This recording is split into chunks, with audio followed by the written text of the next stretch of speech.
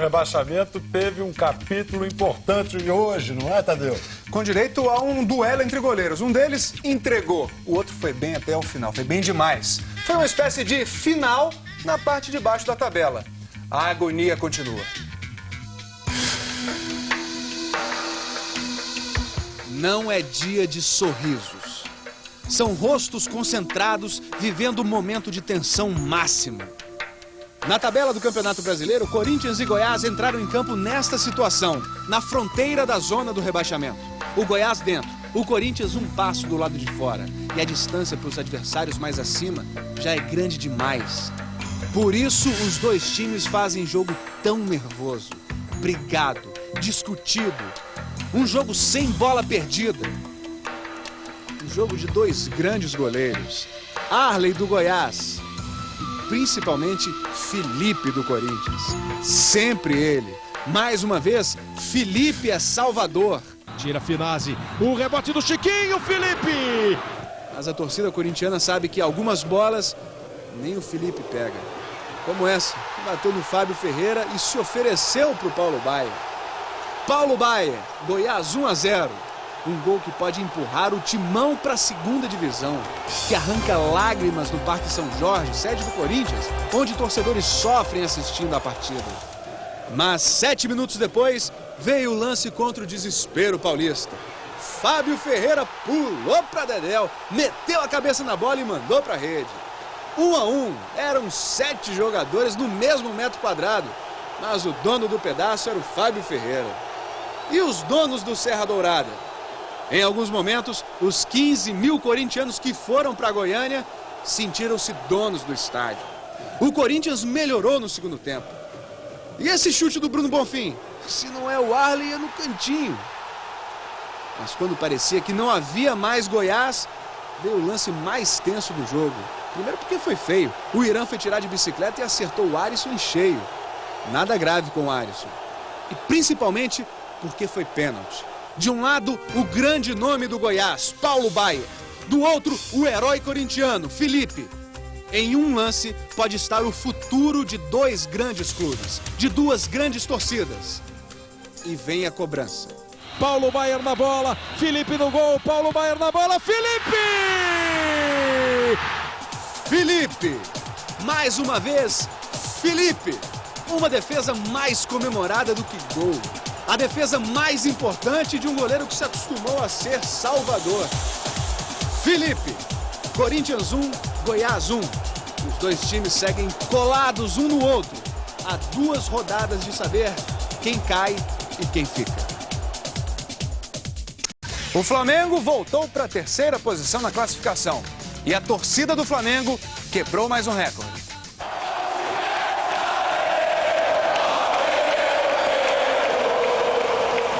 81.844 pagantes. A marca já era conhecida quando os ingressos se esgotaram. Mas a constatação da marca... Mexe e empurra bastante. Não tem nem o que falar dessa torcida. No total, 87.716 torcedores no Maracanã. O jogo é importante. O Flamengo quer chegar à Libertadores. O Santos é vice-líder. O jogo é bom, é equilibrado, sem gols no primeiro tempo. No túnel do vestiário, antes do retorno para a segunda etapa, os jogadores do Flamengo profetizam. E sai, do alto, em 3 tempos. Obina, Fábio Luciano, Souza. 1-0 Flamengo, Souza. O Bruno ainda salvou o Fla no chute do Rodrigo Tabata. Flamengo 1, Santos 0. E o torcedor, além de fiel, além de encher o Maracanã, é gaiato. Levou o troféu do Campeonato Brasileiro, aquele que vai ser entregue ao São Paulo, mas o Flamengo já queria ter recebido por ter sido penta antes e coisa e tal. O Christian levantou.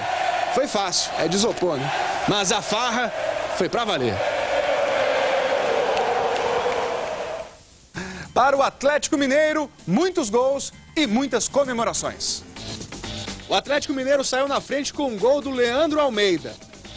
E o Juventude fez um gol igualzinho, do Nunes, 1-1. Mas a partir daí os gaúchos não conseguiram mais imitar o original galo. O Thiago Feltri fez 2-1 pro Atlético. 2 gols, 3 comemorações.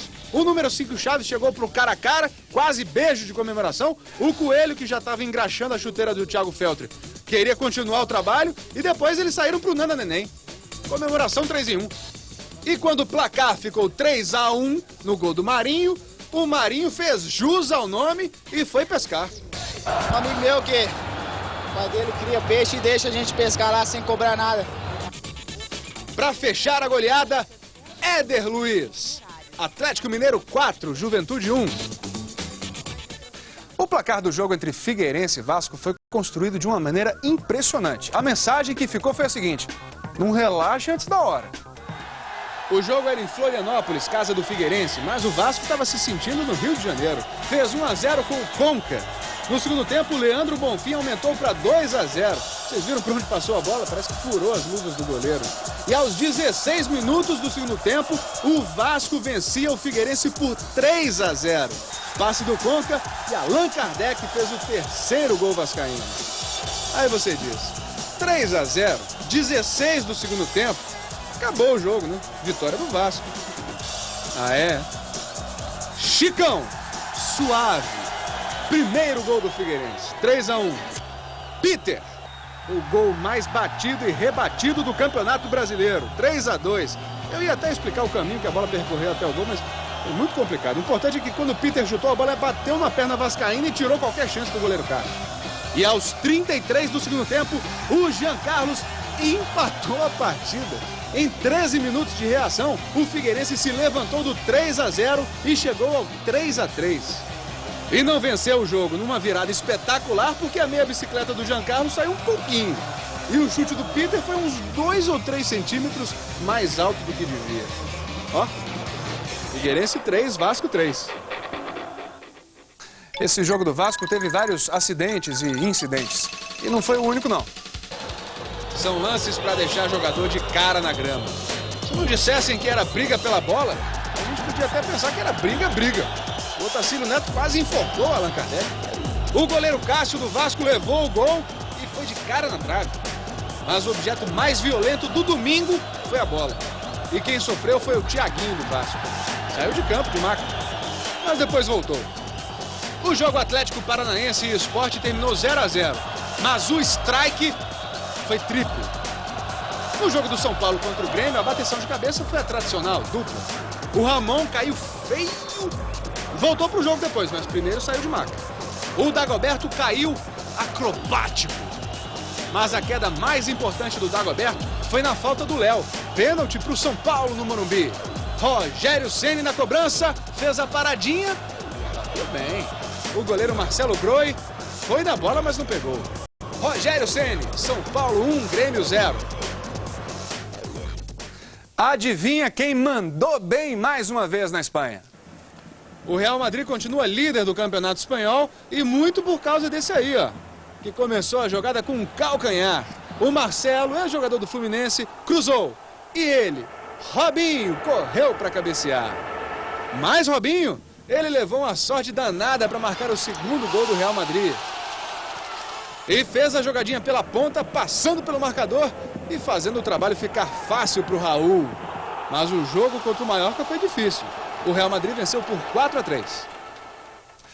Na Itália, a morte de um torcedor do Lazio desencadeou uma onda de violência.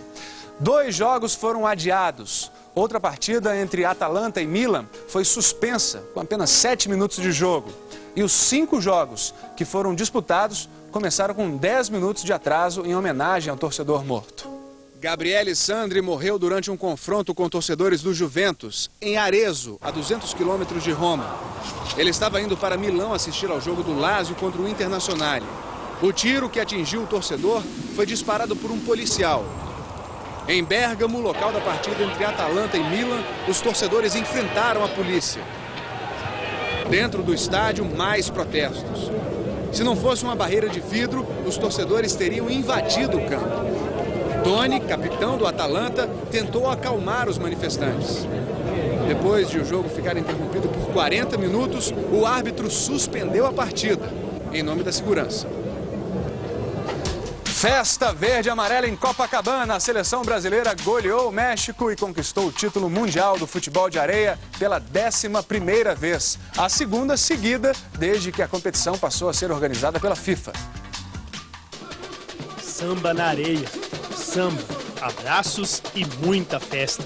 O México, surpresa na Copa, descobre que a praia não é lugar para zebra. O Brasil passeia, André começa o show e os gols vão saindo.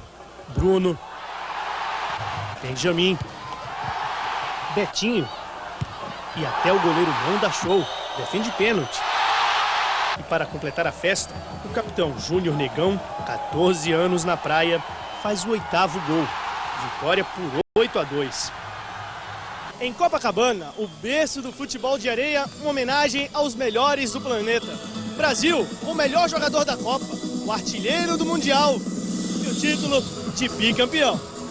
Festa merecida e especial para Buru, o melhor e artilheiro da Copa com 10 gols. Estou um pouco emocionado porque eu acho que só vou acordar mesmo quando chegar na terça ou na quarta. Que eu olhar os jornais, ver os noticiários, isso aí, acho que vai se apagar da minha memória tão cedo.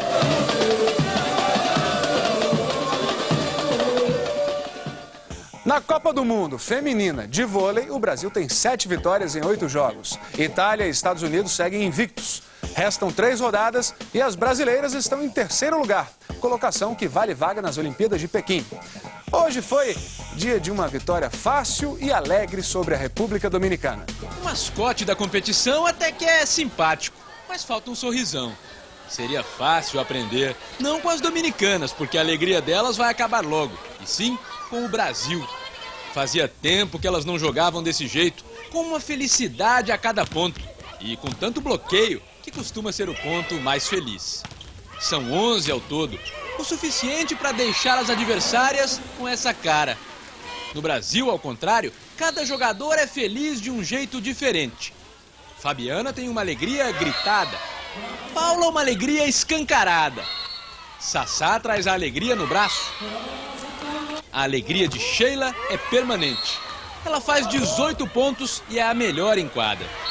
Somando todos esses sorrisos, o resultado é 3-0 Brasil.